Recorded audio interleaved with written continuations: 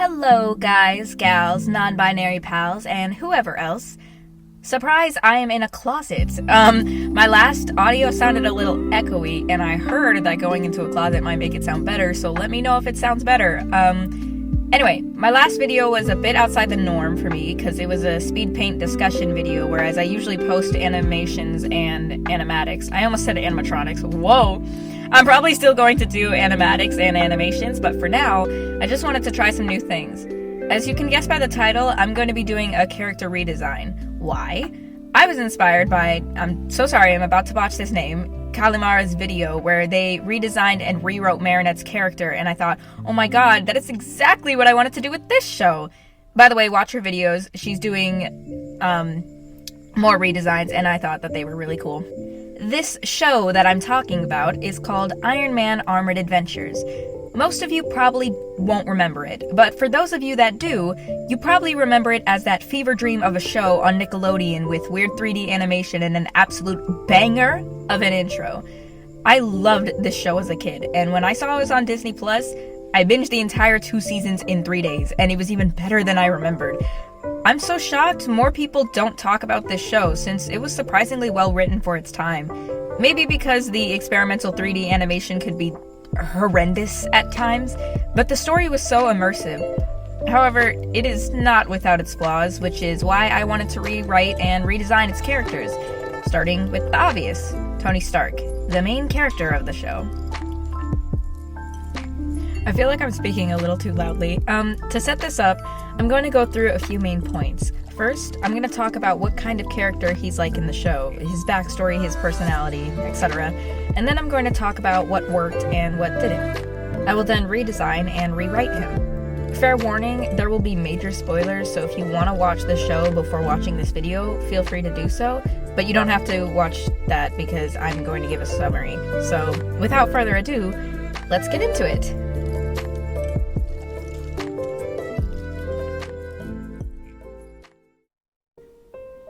Hello again, guys. I don't know if you can hear, but it's raining outside, so hopefully the mic is not picking that up. Also, I moved out of the closet because I didn't like how that sounded. Little sad because I did record the entire audio in that closet and then realized I didn't like it, so take 2, I guess. What you'll notice about this show is that they deviate from the usual Marvel Iron Man stories quite a bit. First off, Tony is 16 years old at the start of the show. His father, Howard Stark, owns a company called Stark International. The company is focused on inventing new technology to better people's lives and has a firm policy against building weapons. One day, while Tony and his father are traveling in a plane, someone rigs it to explode, and as a result, Tony's father is presumed dead and Tony has to live with a heart implant due to the damage to his heart. I know, starting the show off on a dark note, but what's the main character without dead parents, am I right? To make matters worse, a man named Obadiah Stane has taken over the company and forbids Tony from entering until he turns 18. Stane does this because Howard Stark's will explains that in the event of his death or disappearance, Stane would take over the company until Tony was 18 and old enough to take over the company himself. However, Stane plans to make the company so rich off selling weapons in hopes that the board of the company gives Stark International to Stane before Tony ever turns 18. This makes Tony bitter against Stane, so throughout the show, he tries to find a way to bring him down. Tony makes Iron Man for fun? Research? Honestly, I have no idea why he makes Iron Man. He kinda just does. Anyway, he saves a bunch of people from a train and decides he should use Iron Man to help people.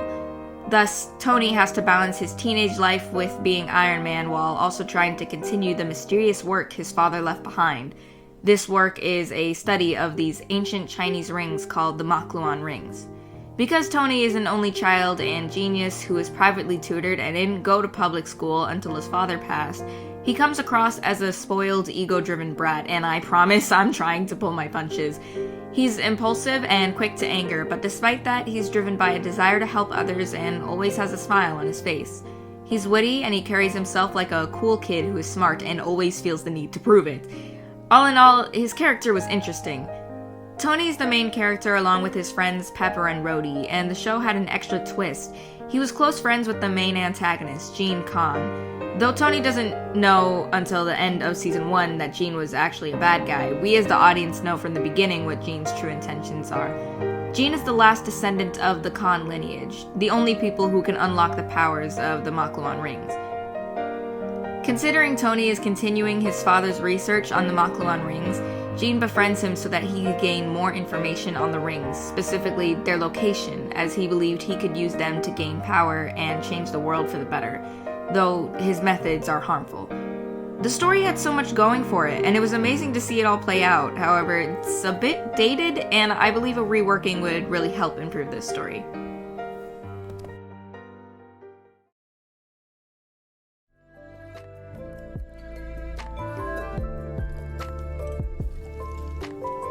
So, what worked? Tony's heart implant is an interesting decision to take for the show. It sets up the stakes to be even higher during fights because when his armor runs out of power, his heart implant usually is not far behind, and I like that added touch. I'm not fully versed in the actual Marvel lore. I'm pretty sure Tony in the original comics has a heart implant as well, but I like this reasoning for teenage Tony. I like the added drama, and I think they could have done a lot more with it. I also like that Tony was impulsive and quick to anger. It made sense with the loss he's dealt with, and having been told all his life that he was a child genius, it makes sense he'd be stubborn when being told he's wrong. And this also sets up a lot of conflict for the show later, so you can work with it a lot. The show also had him build different Ironmen to fight in different situations, and I think that worked really well too. Again, I don't know if he does that in the Marvel Universe, but I like it in this one. Anyway, the anger and lack of trust he exhibits after Jean's betrayal was good. I loved that. Especially when he had to learn to trust his friends and other people again. I think it was handled pretty well through the Living Laser's return. In Season 2, after taking a version of Captain America's serum thing called Extremis, Tony sheds, and yes I mean sheds, his heart implant and gains the ability to sense technology. Also, he can control it with his mind. Like, damn, okay. That was quite the decision, but I think it worked. This meant that Tony was able to call his armor to him at will, so he no longer had to lug it around on his backpack, where it could sometimes be out of reach, and his ability to communicate with technology allowed him to hack into systems easier, or as the show likes to say, the mainframe. I chose to believe Extremis made him stronger too, since Rhodey comments how tightly he hugs him and Pepper after he takes the serum. Now we're going to talk about what didn't work. One of them being that upgrade I just spoke about. Extremis also shed Tony of his heart implant, which I think was a little deus ex machina and erased the whole point of the disability in the first place. I don't like that he just got to rid himself of the aftermath of a plane explosion. I think that should have been something he carried with him to remind him of what pushes him to keep going and tell the audience that even with his disability, he can still be a hero and he's not fragile. What else didn't work? His personality? I know I said it worked before, but bear with me. His angry, impulsive attitude was a good place to start, but that's also where he ended. The show tried to develop his character, but most of the time his development was stagnant. Nothing really changed about him. The way he behaved never really had any consequences except for Whitney's case, and even then her story was never revisited. Even his best friend Rhodey constantly comments on how stuck up Tony came across, but it's sort of just played off or only resolved in an episode before the plot called for Tony to be stuck up again. Tony's distrust of Jean never gets resolved despite the show trying to redeem Jean. And they didn't even have to have Tony trust Jean again. This could have been a good teaching experience. It could have shown that even though someone is sorry, that doesn't mean you need to forgive them, but it's more so treated like Jean doesn't deserve to be forgiven. And he doesn't even apologize, he just kinda has a change of heart and flies away. The show was cancelled before its third season, so we never really know what Jean was going to do, just that he had good intentions, and I think Tony should have confronted him about that. Tony also had a weird on and off love interest thing going on with Whitney, and though I liked it, surprisingly, because I hate love triangles, it seemed like they were never really sure when they wanted to fit it in, so it was just randomly added at some points. That's another thing. Despite Tony's main love interest being Pepper, somehow Pepper had more chemistry with Jean, and it seems she didn't even get over her crush on him until the middle of season 2, and the show is only 2 seasons. It was even weirder that Jean seemed to reciprocate those feelings, like, he despises anything that doesn't have to do with the Makluan rings, but he agrees to go to the mall with Pepper just because she wants to go. When he has to choose between saving his gang and saving Pepper, he chooses Pepper. Jean saves her life almost 4 times in the show. He literally refuses to hurt her even after he reveals himself to be evil. I could go on and on about how much better a couple Pepper and Jean make, and that's not good when she's supposed to be Tony's love interest. Tony doesn't even seem to see Pepper as a romantic interest until way too late in the show, and that not only makes the romance seem rushed, but also a little unrealistic because, like I said before, the characters don't change, so it seems like the only reason she likes Tony is because Jean isn't around, so that makes Tony a rebound. That's not good!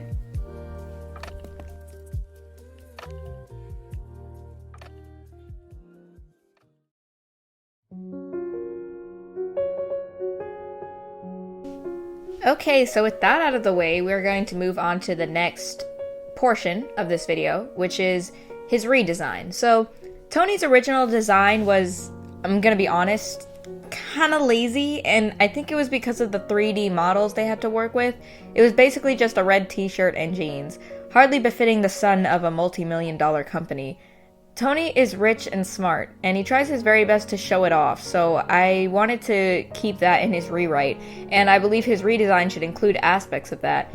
He should have expensive-looking clothes, but not something too flashy. Despite his need to show off his intelligence, he isn't a big fan of the spotlight when he isn't in the suit, so I didn't think something that would be like, wow, I'm rich, and I'm wearing bling would be, the best choice.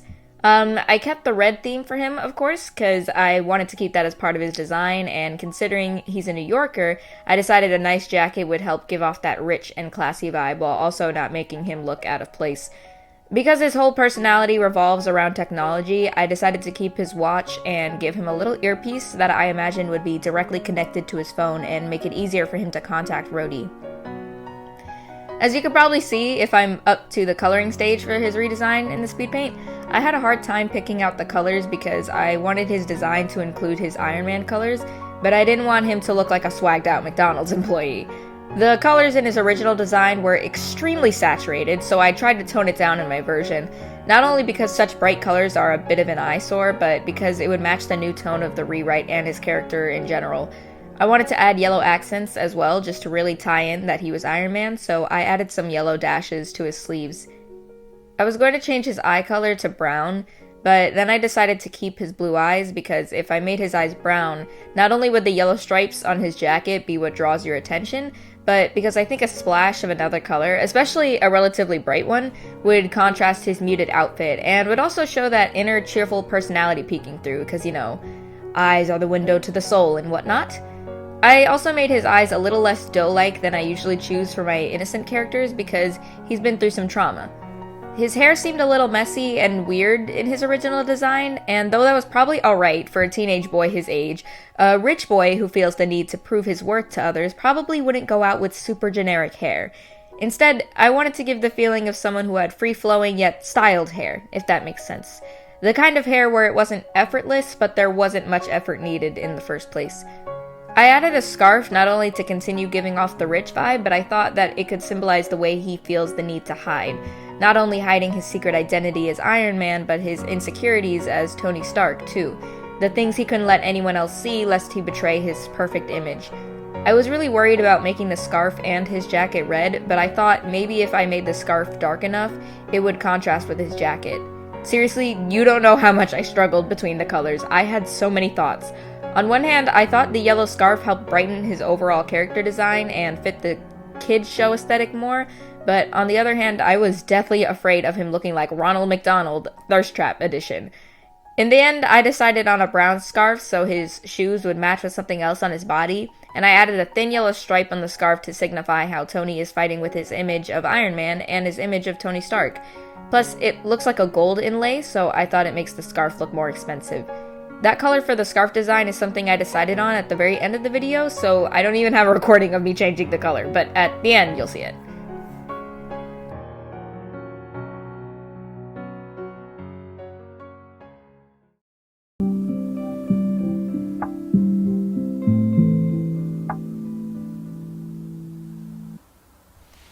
Now we are at my favorite part, the rewrite.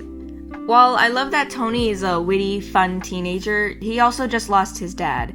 Maybe instead of being cheerful, he becomes a bit of a recluse. He's not optimistic, he's not always witty, and saddened by the loss of his father, and his father's company, he's bitter and lashes out. When he starts going to school, he's hard to approach.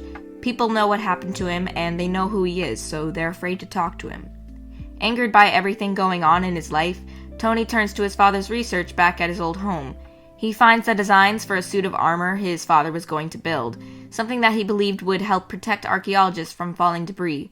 Desperate for a closer connection with his dad, Tony makes his father's design a reality, with a few upgrades, creating Ironman. Tony takes it out for a test drive, and this is when the whole train goes haywire situation occurs. When he stops the train from falling on a group of civilians all Spider-Man style, he decides that he wants to help people by using technology as his father did, and he believes Iron Man is the best way to do it. Rhodey finds out about Tony being Iron Man when Tony returns home after saving those people and takes off the armor in front of him. Rhodey thinks his cause is noble and agrees to help Tony in his mission. Knowing that he's helping people and that he's a little closer with his dad now, Tony starts to become a bit more bright and witty again. Rhodey, his childhood best friend, acts as a grounding agent who encourages Tony to do the right thing. However, around this time is when Tony also meets Jean, who encourages Tony to focus more on his research and less on pleasing other people. It becomes a battle between being kind-hearted and being self-centered because of the influence of both Jean and Rhodey.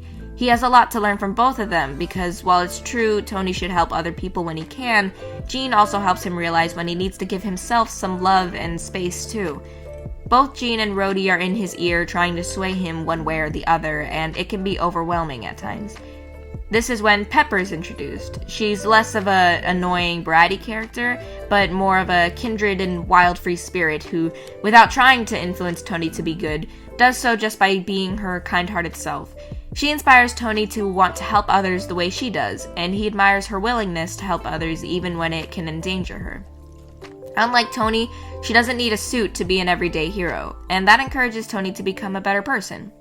Tony acts superior, but deep down he's insecure and worried he will never live up to the standards his father left behind.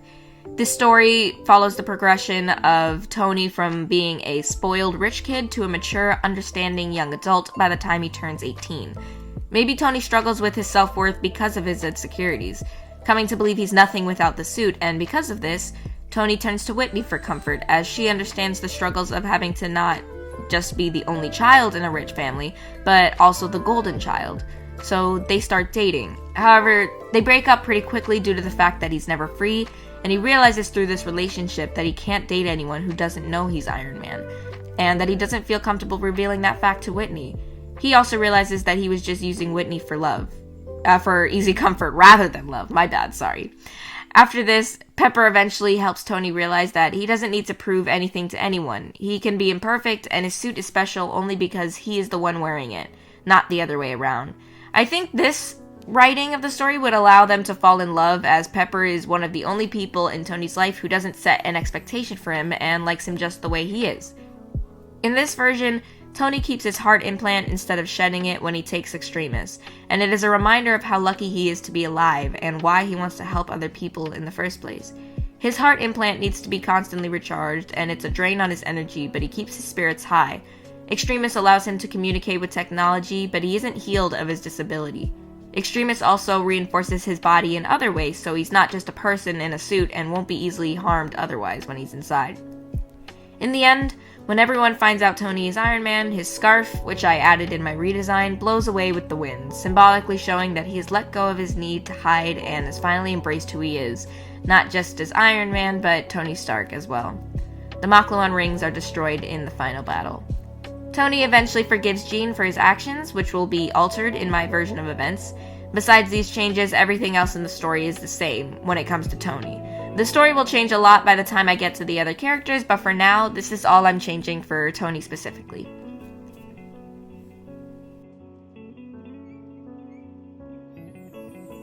So that's my idea for a reworking of the show. Writing Tony and Pepper's love story physically hurt me because, I know this is gonna sound crazy, I ship Jean and Pepper, and that is entirely the fault of the writing of the show. As I said before, they chose to do the romance between Tony and Pepper too late, and it was clear that Pepper and Jean were interested in each other in the show. Pepper outright admits it, so it made me like the thought of them together. But I know that it just makes sense from a story writing perspective for Pepper to end up with Tony because, you know, it's Marvel. It's like rewriting Romeo and Juliet, except Juliet falls in love with Mercutio. It's just too classic to mess with. Though, She-Ra ended up with Catra in the reboot of She-Ra. And it would make sense for Jean to have a change of heart due to both love and friendship. Just a thought. But please let me know if you think I should make Pepper and Jean canon in my redesign, because I would love to do that. I just want to make sure that's a good decision from a writing standpoint. Let me know what you think of this video. This took a lot of brain power, but it was fun. I will be making redesigns and rewrites for Jean, Rhodey, Pepper, and maybe Whitney too, which will add more to the rewritten story. But for now, thank you for watching, and I hope you enjoyed. Much love! Bye!